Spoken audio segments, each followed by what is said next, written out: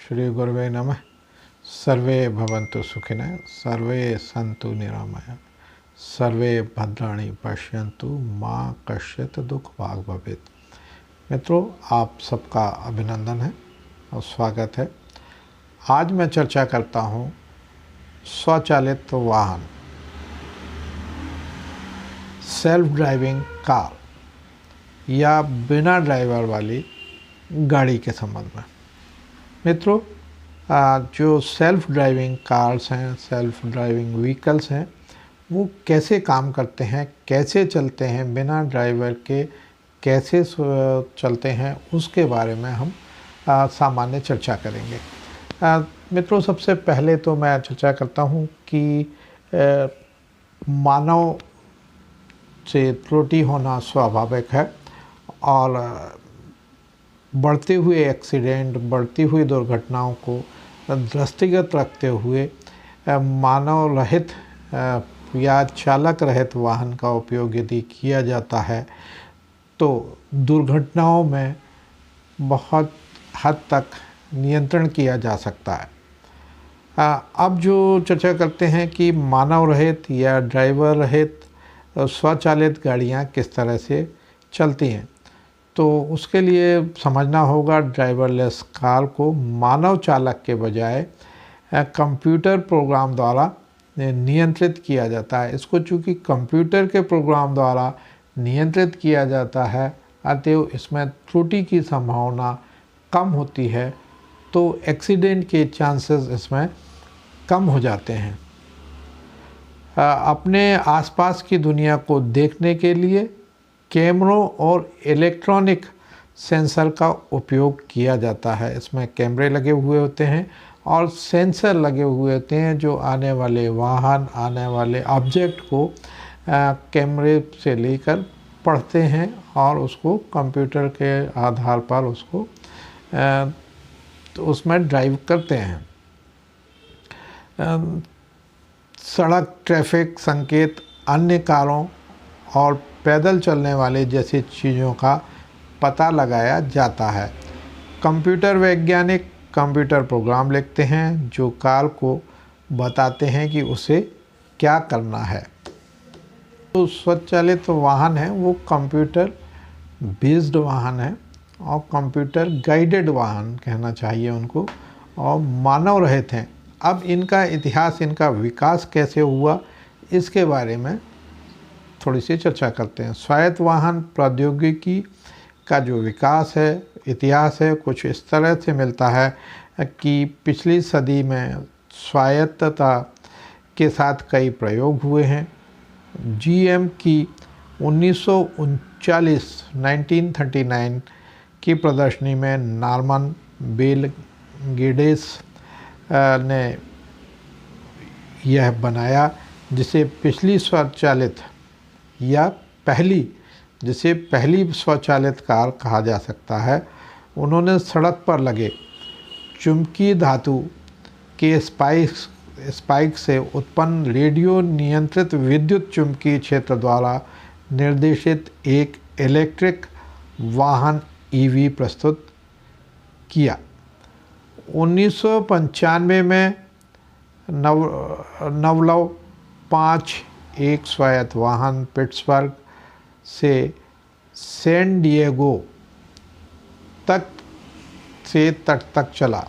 कहाँ तक चला? पिट्सबर्ग से सैन डिएगो तक चला, जिसमें शोधकर्ता डीन पोमेरलेड और टॉड जोजेम ने गति और ब्रेकिंग को नियंत्रित किया। इसमें गति और ब्रेक को नियंत्रित किया था। जबकि अग्रणी परियोजनाएं दशकों से काम कर रही, यह केवल पिछले 20 वर्षों में ही हुआ है कि चालक रहित वाहनों को व्यक्तिगत उपयोग के लिए विकसित किया जाना शुरू हुआ है। उदाहरण के लिए पार्क असिस्ट या अनुकूली क्रूज नियंत्रण प्रणालियों के साथ लेवल 1 स्वायत्तता वाले वाहन अब कार खरीदारों के लिए उपलब्ध हैं। तकनीकी के विकास के साथ ही कार निर्माताओं के लिए चालक रहित वाहन दीर्घकालिक फोकस बन गए हैं। कार निर्माताओं के लिए प्राथमिक फोकस क्षेत्र, ग्राहक अनुभव, ईवी को सफलतापूर्वक बाजार में लाने के प्रयास, यह कार का लुक और फील होगा, यह कैसे उपभोक्ताओं के डिजिटल जीवन को बेहतर बनाता है और उससे जुड़ता है। तो मित्रों, ये इसके लेवल में इसको डिवाइड किया है, लेवल 1, लेवल 2, लेवल 3, लेवल 4 और लेवल 5। अब हम समझने का प्रयास करते हैं कि लेवल 1 क्या है। कुछ सिस्टम जैसे क्रूज़ कंट्रोल मानव रहित कार को बनाने के लिए 5 स्टेजेस में या लेवल में वर्गीकृत किया गया है। पहला लेवल है कुछ सिस्टम जैसे कि क्रूज़ कंट्रोल या स्वचालित ब्रेकिंग को कार द्वारा एक बार में नियंत्रित किया जा सकता है। यह वर्तमान युग में एक पारंपरिक कार होगी। लेवल 1 ऑटोमेशन के उदाहरण में ड्राइवर सहायता और अनुकूली क्रूज़ कंट्रोल सिस्टम शामिल है। इस स्तर पर मनुष्य अभी भी पूर्ण नियंत्रण में है, लेकिन इसमें सुविधा और सुरक्षा के घटक हैं। हालांकि यह आज के कार मानकों के लिए बहुत ही बुनियादी है। तो लेवल 1 जो है बुनियादी सुविधाएं देता है। लेवल 2 में क्या है, कार में कम से कम 2 एक साथ स्वचालित कार्य होते हैं, जैसे त्वरण और स्टीयरिंग, लेकिन सुरक्षित संचालन के लिए मनुष्य की आवश्यकता होती है। आज भी ऐसी कारें मौजूद हैं, लेकिन वे सुविधाएं वैकल्पिक हैं और हर वाहन में नहीं लगाई जाती हैं। लेवल 2 पर स्वचालन का एक उदाहरण लेन असिस्ट जैसी उन्नति एवं लेकिन ड्राइवर अभी भी नियंत्रित करता है। तो इसमें क्या होता है कि जब कार चलती है और यदि अपनी लेन को छोड़ देती है तो वह आवाज़ करता है और आवाज़ से अलर्ट कर देती है कि आप गलत लेन में चल रहे हैं।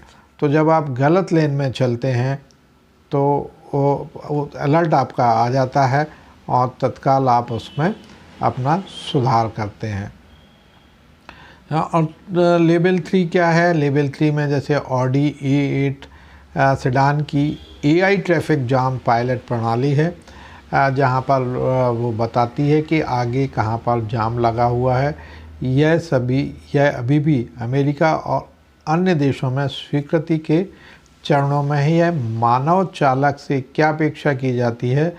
तो लेवल 2 और 3 के बीच का एक बड़ा अंतर है। इसमें कई अलर्ट होते हैं कि आगे जाम है, एक्सीडेंट है या किसी तरह की कोई परेशानी है, तो यह सूचित करता है। अब लेवल 4 की बात करते हैं।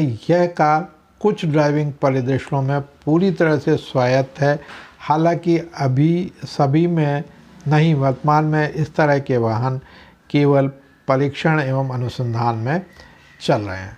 और लेवल 5 क्या है? कार हर परिस्थिति में खुद से चलने में पूरी तरह सक्षम है।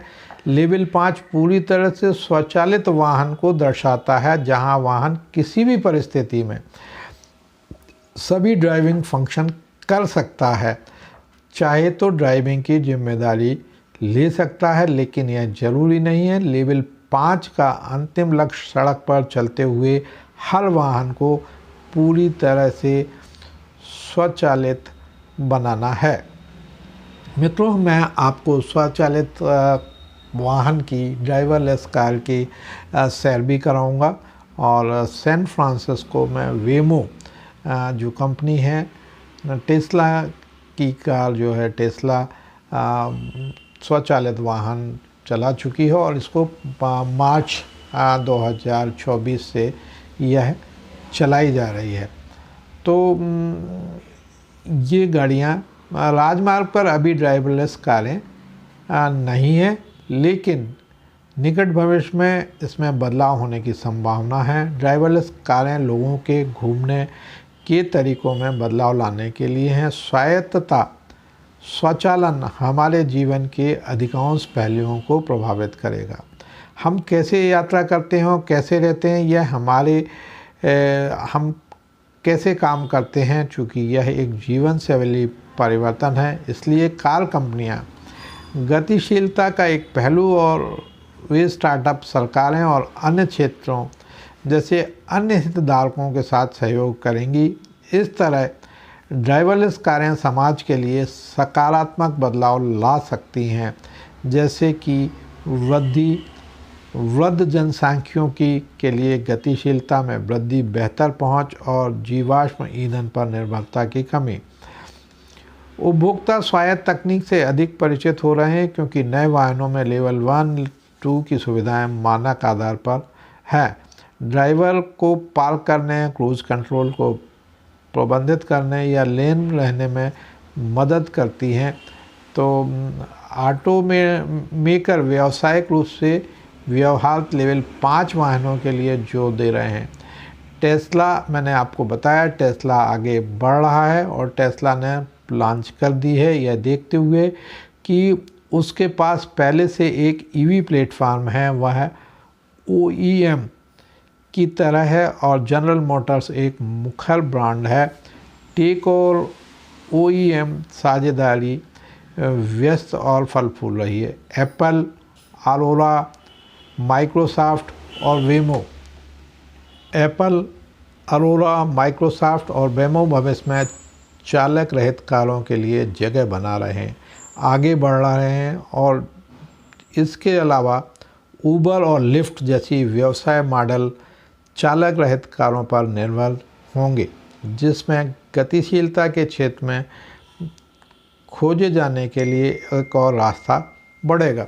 मित्रों, तो विश्व में कई कंपनियां, जैसे मैंने आपको अभी बताया, वेमो जो है सक्सेसफुल तरीके से ड्राइवर रहित कार को संचालित करना उसने मार्च 2024 से प्रारंभ कर दिया है। मित्रों, हमारा दुर्भाग्य कहें या सरकार की अकर्मण्यता का बहुत बड़ा जीता जागता नमूना है। हमारी सरकार हमारे टैलेंट की उपेक्षा करती है और रिसर्च एक्सटेंशन में उतना पैसा खर्च नहीं करती है और उतना सपोर्ट नहीं करती है नई प्रतिभाओं का जितना उसे करना होगा। अभी मतलब हमारे संजीव शर्मा जिन्होंने रुड़की IIT से इलेक्ट्रिकल इंजीनियरिंग में बीटेक किया है, इज़राइल और कनाडा के कॉलेजों में भी पढ़ाई की है।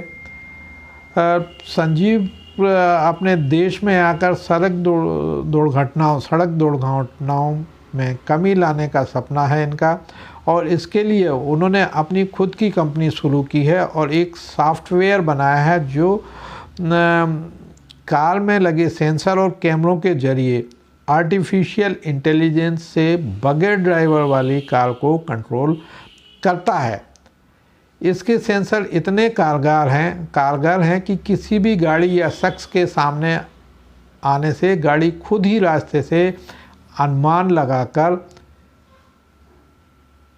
किनारे से निकल जाती है।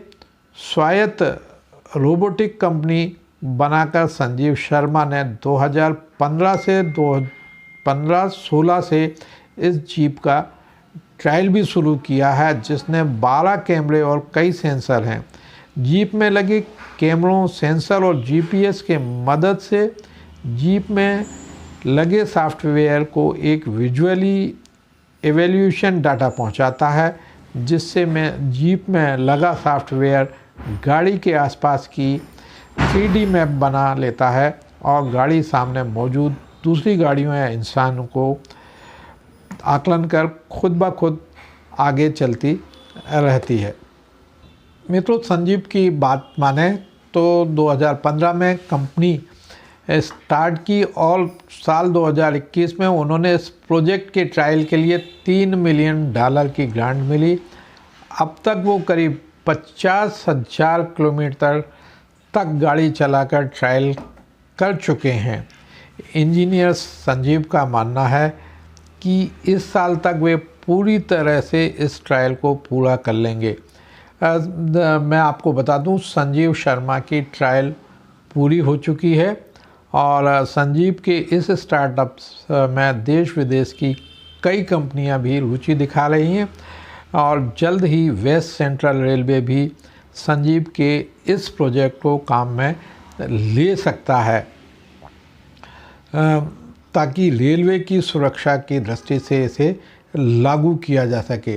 तो मित्रों, हमारे देश में भी टैलेंट की कमी नहीं है, प्रतिभाओं की कमी नहीं है, मगर उनको सपोर्ट की ज़रूरत है, उनके स्टार्टअप को पहचान की ज़रूरत है और हमारे राजनेताओं को जो कुंभकर्ण की नींद सोए रहते हैं, दूसरे देश में हुए कार्यों की सराहना करते हैं मगर हमारे अपने ही देश की प्रतिभाओं को कुचलने से नहीं चूकते हैं।